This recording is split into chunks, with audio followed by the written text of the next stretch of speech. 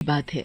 एक पति पत्नी सीमा और राम घूमने के लिए जाते हैं। सीमा को बच्चा होने वाला होता है। सीमा, अब तुम्हारा 9वां महीना ही चल रहा है। तुम्हें मैंने कितना समझाया कि इस टाइम पे हमें ऐसे घूमने नहीं जाना चाहिए, पर तुम नहीं मानी। अरे आप चिंता मत करो, कुछ नहीं होगा। एयरपोर्ट पर एक फ्लाइट आकर रुकती है।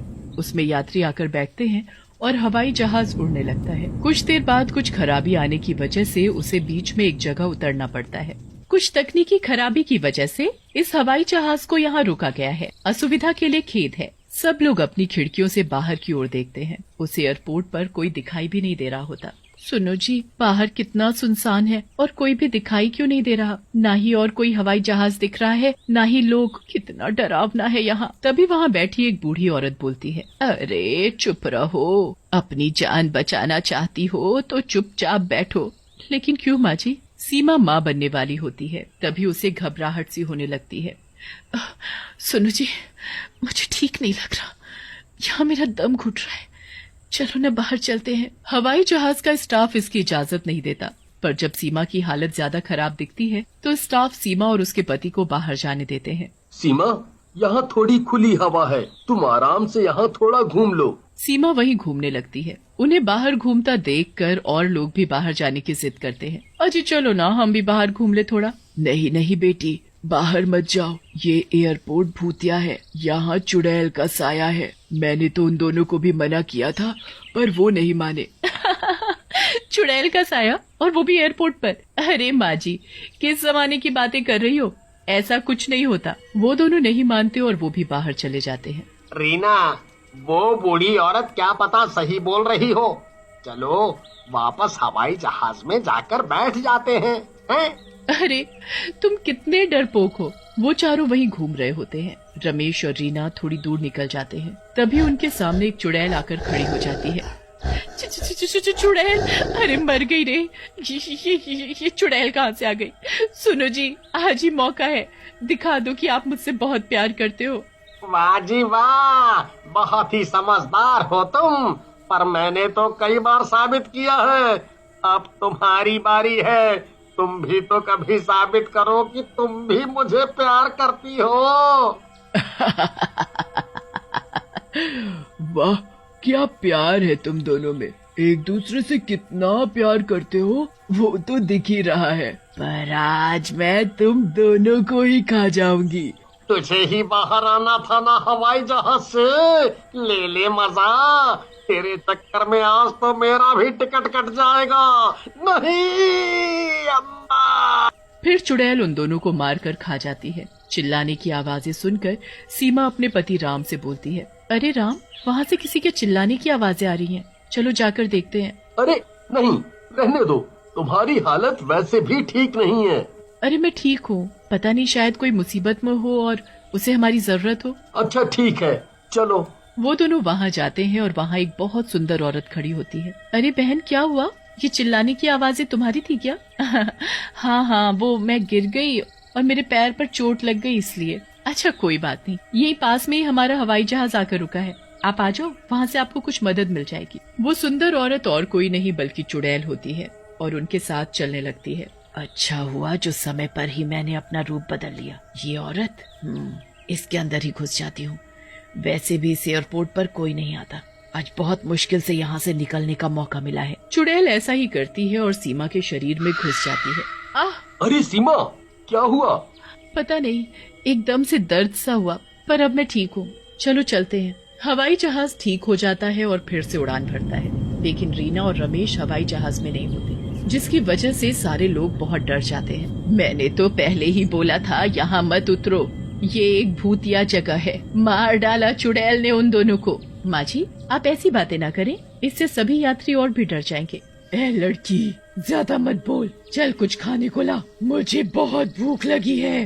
अरे सीमा, ये तुम कैसे बोल रही हो? तुम तो कभी भी इस भाषा में किसी से बात नहीं करती। हाँ? नहीं नहीं, मुझे सच में बहुत भूख लगी है। सीमा के सामने जैसे ही खाना आता है वो जल्दी जल्दी खा जाती है। अरे वाह, ये तो बहुत ही स्वादिष्ट है, और चाहिए, और। अरे अरे, ये क्या कर रही हो? सब लोग सीमा को ही देखने लगते। सीमा सीट से उतरकर नीचे बैठ जाती है। सीमा की आंखें लाल हो जाती हैं और वो अपनी गर्दन को गोल गोल घुमाने लगती है। अरे मर गया रे, लगता है इसे तो भूत चढ़ गया है। बचाओ बचाओ, भागो रे भागो, अपनी अपनी जान बचाकर भागो। तभी वहाँ एयर होस्टेस आती है। मैडम प्लीज आप ऐसे मत करिए, आप अपनी सीट पर बैठ जाइए, आपको जो भी चाहिए वो मैं खाने को दूंगी। अरे वो तो तू मुझे वैसे भी ला कर देगी, नहीं तो मैं पूरे हवाई जहाज के लोगों को खा जाऊंगी। सीमा धीरे धीरे करके हवाई जहाज में रखा सारा खाना खा जाती है, लेकिन उसकी भूख नहीं मिटती। और खाना लाओ। मैडम अब तो सारा खाना खत्म हो गया है। नहीं, मैं इंतजार नहीं कर सकती, मैं तुझे ही खा लेती हूँ। ऐसा बोलकर सीमा उसी एयर होस्टेस को खा जाती है। अरे मर गई रे, ये तो इस लड़की को ही खा गई, मुझे बहुत डर लग रहा है जी। तो किसने कहा था घूमने चलो? तुझे ही घूमने जाने की आग लगी पड़ी थी, अब मुझे भी मरवाएगी तू। ऐसा करते करते चुड़ैल सीमा पर हावी होने लगती है और विमान के यात्रियों को ही खाने लगती है। तभी उसके पेट में दर्द होने लगता है। मेरे पेट में ये अचानक दर्द क्यों होने लगा? सीमा, ये तुम्हें क्या हो रहा है सीमा? लगता है इसका बच्चा अब होने ही वाला है। क्या बोल रही हो माँ जी? कौन लड़की? बेटा ये जो चुड़ैल है वो मेरी ही बेटी है। हम दोनों एक बार घूमने गए थे, मेरी बेटी भी माँ बनने वाली थी, लेकिन एक दिन एयरपोर्ट पर कुछ बुरे लोगों ने मेरी बेटी के साथ बुरा व्यवहार करके उसे अकेले मरने के लिए सुनसान एयरपोर्ट पर छोड़ दिया। तब से मेरी बेटी की आत्मा उसी एयरपोर्ट पर भटक रही है। तभी मैं उस एयरपोर्ट पर सबको उतरने के लिए मना कर रही थी, लेकिन कोई नहीं माना। माँ ये सब बाद में बता देना, मुझे बहुत दर्द हो रहा है और मैं इसके शरीर से बाहर भी नहीं निकल पा रही। बेटी अब तो तू इस बच्चे के पैदा होने के बाद ही बाहर आ सकेगी। फिर सब औरतें मिलकर सीमा को एक तरफ ले जाती हैं और कुछ ही समय में एक प्यारे से बच्चे का जन्म होता है। बच्चे के पैदा होते ही चुड़ैल सीमा के शरीर से बाहर आ जाती है। मुबारक हो राम बेटा, तुम्हारा बेटा हुआ है। क्या माँ जी, सच में? क्या मैं उसे देख सकता हूँ? नहीं, ये मेरा बच्चा है, इसे मैंने जन्म दिया है, इस पर सिर्फ मेरा हक है, समझे तुम? नहीं नहीं, मेरे बच्चे को छोड़ दो, इसे मत खाना। हाँ, चाहे तो तुम मुझे खा लो। हाँ बेटी, इस बच्चे को मत मारना, तुम्हारे साथ जो भी हुआ इसमें इसका क्या दोष। अरे तुम सब चुप करो, ये कितना प्यारा बच्चा है, देखो। बच्चा जोर जोर से रो रहा होता है। चुड़ैल उसे अपने गले से लगा लेती है। चुड़ैल के गले लगते ही बच्चा एकदम चुप हो जाता है। मेरा बच्चा माँ, ये मेरा बच्चा है, मैंने इसे जन्म दिया है। अगर इन दुष्ट इंसानों ने मुझे उस दिन ना मारा होता तो मेरा बच्चा भी ऐसा ही होता। लेकिन बस अब मैं इसे अपने साथ ले जाऊंगी और पालूंगी। इतने में हवाई जहाज भी नीचे उतरने लगता है। हवाई जहाज के रुकते ही चुड़ैल बच्चे को लेकर नीचे उतरने लगती है, लेकिन हवाई जहाज का दरवाजा नहीं खुलता। अरे खोल इसे, नहीं तो मैं तुझे खा जाऊंगी। मैं इसे नहीं खोल सकता, इस विमान में पहले से ही दिक्कतें आ रही थी, ये खुल नहीं रहा है, मैंने बहुत कोशिश की। अब मैं बाहर कैसे निकलूंगी? बहुत देर हो जाती है और बच्चा भूख के मारे बहुत रोने लगता है।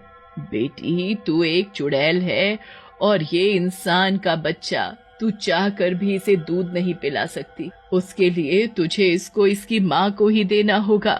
चल लड़की, मेरे बच्चे के लिए दूध ला। चुड़ैल जी, विमान में अब कुछ नहीं बचा, सब तो आप खा पी गई।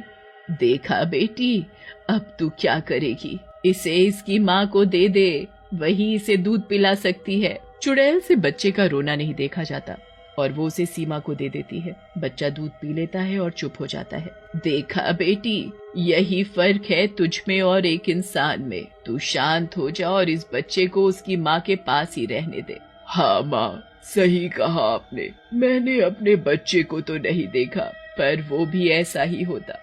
सीमा, तुम इसे बहुत प्यार से रखना। तुम फिक्र ना करो चुड़ैल बहन, मैं इसका पूरा ख्याल रखूंगी। आखिर तुमने भी तो मेरे साथ दर्द सहा है जन्म के समय, तो ये तुम्हारा भी बेटा है।